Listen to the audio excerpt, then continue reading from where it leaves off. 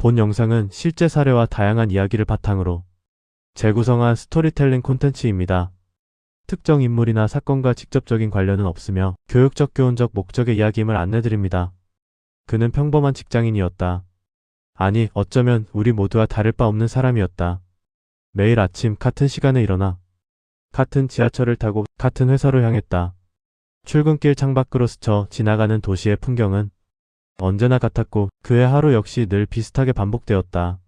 하지만 그날 단 하나의 선택이 그의 인생을 완전히 바꿔놓았다. 아침 7시 30분 알람 소리에 눈을 뜬 그는 잠시 천장을 바라보다가 천천히 몸을 일으켰다. 오늘도 똑같은 하루겠지.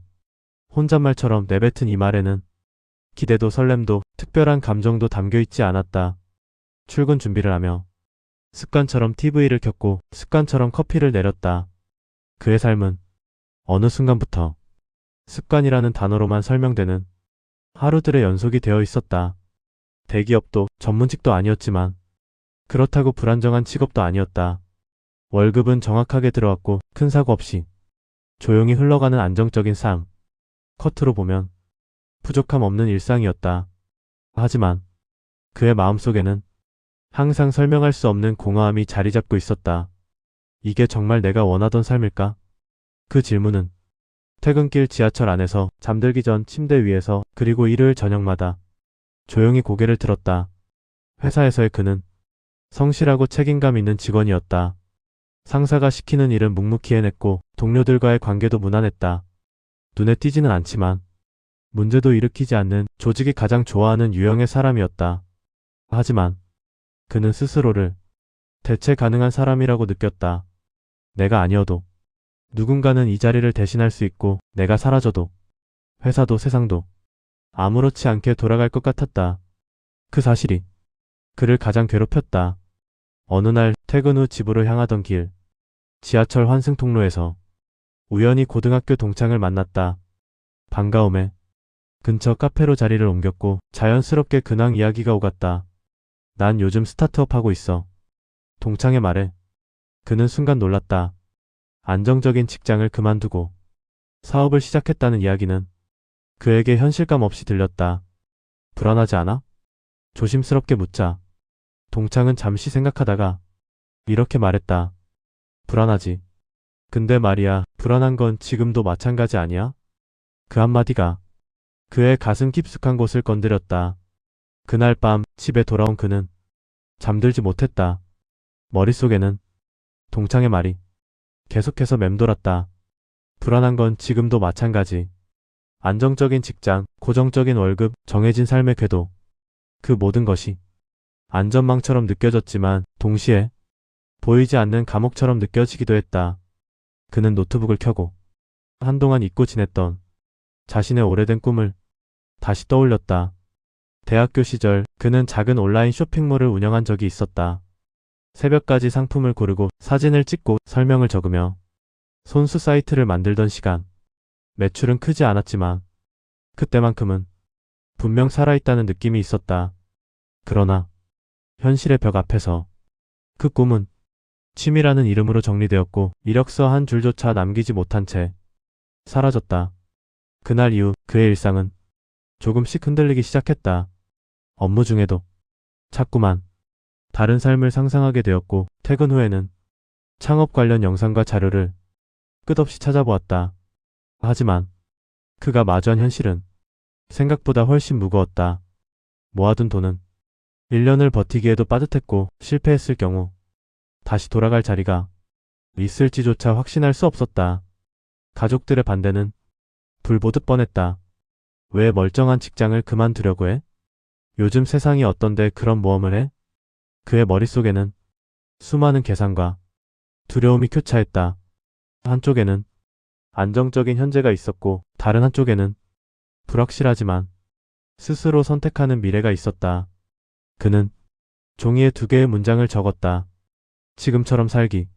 모든 것을 걸고 도전하기. 그리고 한참 동안 그 종이를 바라보았다. 어느 쪽이 옳은 선택인지 쉽게 판단할 수 없었다.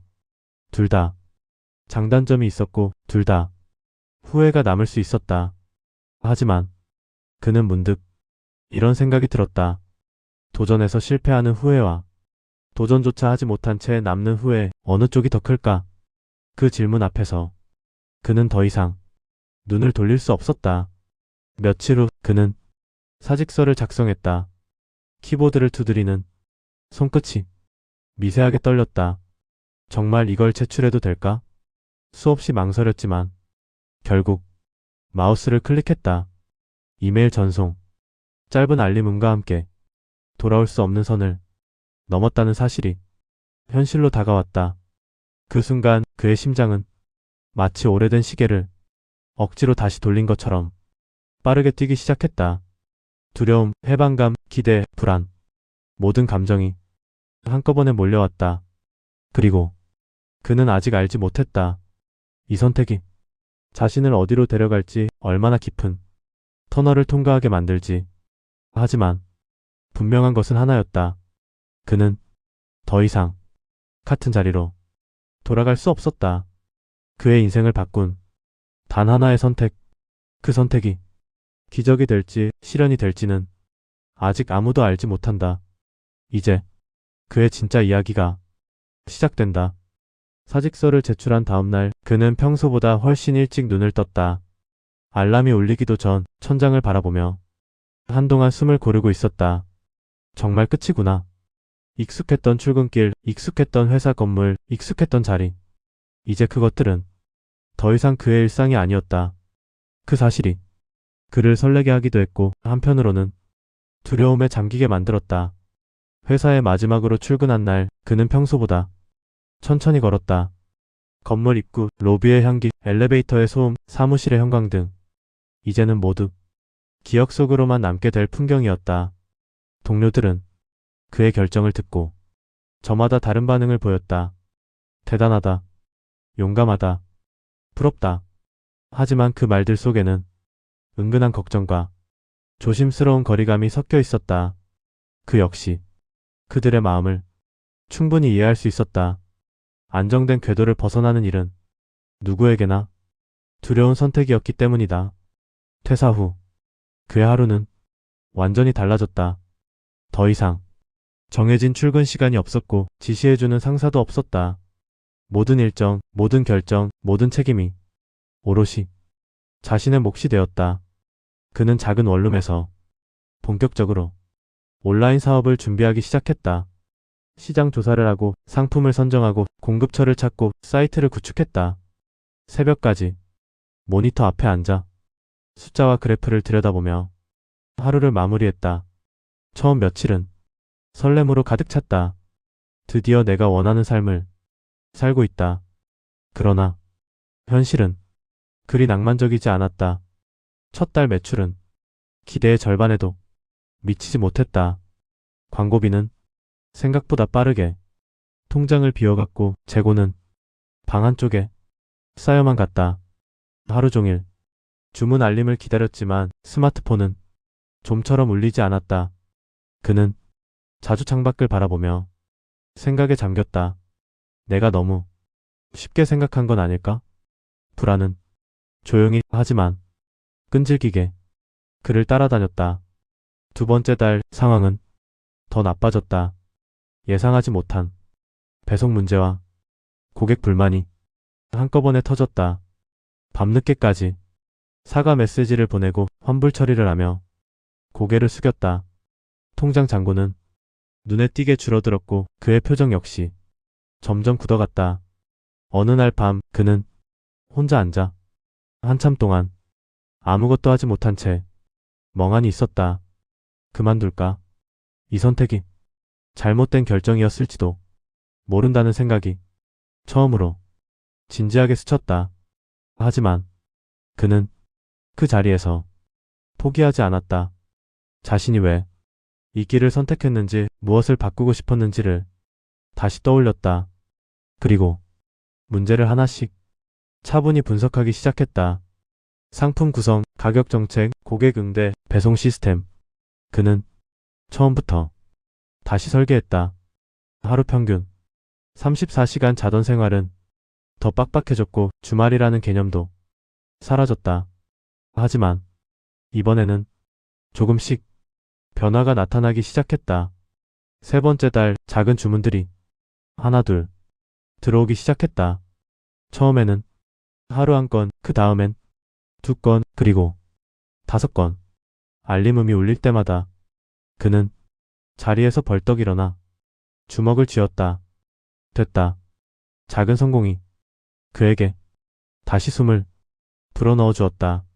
그는 고객 한 명 한 명에게 직접 메시지를 보내며 소통했고 불편사항은 즉시 개선했다. 그 정성은 조금씩 신뢰로 돌아왔다. 반년이 지났을 때 그의 매출은 직장 시절 월급을 넘어서기 시작했다. 아직 대단한 성공이라고 부를 수는 없었지만 적어도 버틸 수 있는 힘은 생겼다. 그리고 1년 후 그는 작은 사무실을 얻어 직원 2명과 함께 사업을 확장했다. 처음 혼자 앉아 불안에 떨던 그 원룸은 이제 출발점이 되었다. 어느 날 그는 예전 회사 근처를 지나게 되었다. 익숙한 건물 앞에서 잠시 멈춰서서 위쪽을 올려다보았다. 그곳에서 여전히 수많은 사람들이 각자의 하루를 살아가고 있을 것이다. 그는 그 풍경을 바라보며 조용히 웃었다. 만약 그날 사직서를 제출하지 않았다면 지금의 자신은 어떤 모습이었을까?